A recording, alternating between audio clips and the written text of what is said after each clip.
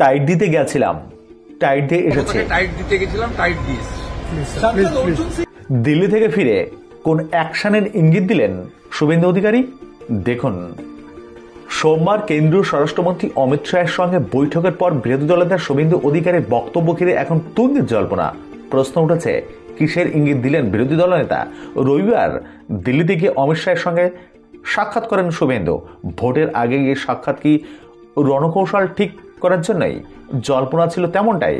সোমবার শাহী দরবার থেকে শুভেন্দু বেরিয়েই বললেন, অ্যাকশন ও রিয়াকশনের আপনাকে দেখতে হবে।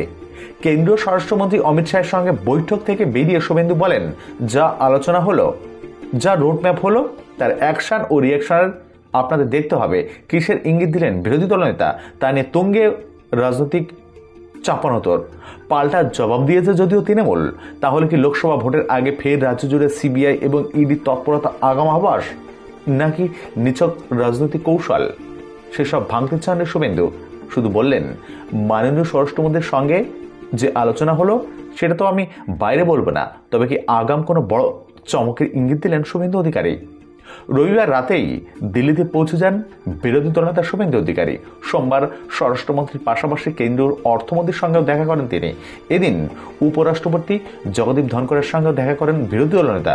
এরপর কলকাতায় ফিরে এসে তিনি একই দিনে বলেন, মমতাকে টাইট দিতে গেছিলাম, টাইট দিয়ে এসেছে। মমতাকে টাইট দিতে গেছিলাম, টাইট দিয়েছি।